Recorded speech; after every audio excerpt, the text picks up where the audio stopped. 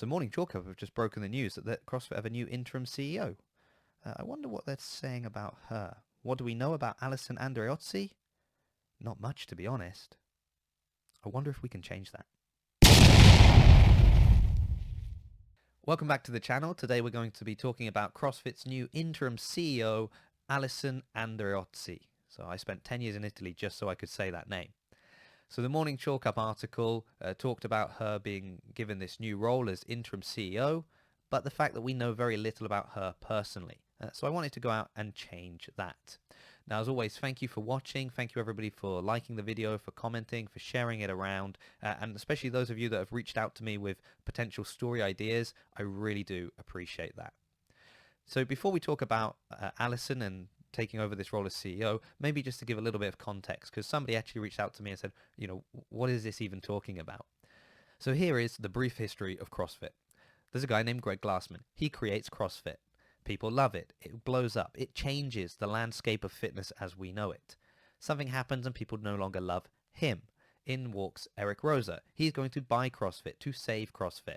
Maybe people understood that happening a slightly different way, but it happened with venture capitalists, him owning a portion of CrossFit. He serves as CEO.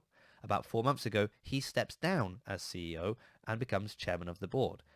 Was this a promotion? Was this a demotion? Speculation is rampant. But anyway, 4 months ago, the search begins for a new CEO. Has that search now ended?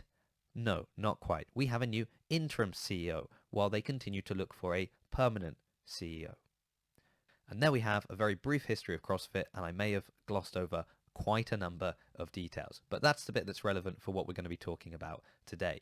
A big question could be, how come they haven't found a permanent CEO, or why has it taken 4 months before they've put in an interim CEO? They are very good questions, the kind of questions I would be asking. Maybe that's a future video though, isn't it? So now we have a interim CEO, which is basically a caretaker, somebody looking after this role. So the Morning Chalk Up article did have a few things to say. For example, CrossFit told us that Alison is a 10-year member of Park City Fit in Utah. So that's Chris Spieler's gym. So that's quite interesting, isn't it? They were also able to find out a few things through LinkedIn and Twitter. So they know that she served as interim CEO for about 11 months at Backbone, and she was a CEO at Upwell Health for almost 20 months as well. But really, we don't know much, but definitely there's enough breadcrumbs that I could start to follow. So the first one is obviously going to be about Park City CrossFit, right? So I reached out to them, and I've reached out directly to Chris Spieler.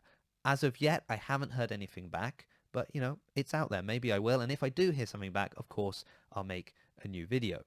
So she's not very active on Instagram. To me, that makes sense. She is not an athlete trying to get a pre-workout sponsor. She is a very high-level businesswoman. She's going to be on LinkedIn. So I went over to LinkedIn. What did I find? Well, yes, there is a whole list of her jobs, as we saw, including the fact that she was interim CEO at Backbone from November 2020 until September 2021. So that's basically the same job she now has at CrossFit, so I reached out to Backbone to see if they could tell me anything about her. Once again, haven't heard anything back yet, and if I do, there'll be an update video. But what did catch my eye was at the bottom in the honors section, particularly the Utah 40 under 40 in 2012. So I went back and found the article. And do you know what surprised me? I didn't find Alison Andreozzi. She's not there. But I did find Alison Wisner. And that really opened a door for me, because once I had that name, well, then I was able to find a lot more. I was able to find her open score, for example. I was also able to find some video of her speaking and addressing a crowd. My name's Alison Wisner. I'm the CEO of Upwell Health. I have been a venture capital investor for almost my entire career, and most of that was focused on healthcare IT and healthcare services investments. I even found a way to reach her directly, so I have sent her a message. Will she get back to me? Who knows, but I'm trying my best. Ultimately, I still don't know that much about her, but I feel like I know a little bit more, and I've also been able to reach out in a number of different directions, and potentially someone will get back to me, and I'll be able to know even more. And of course, if that happens, as I've said, there'll be a new video, and I'll be sharing that information with you.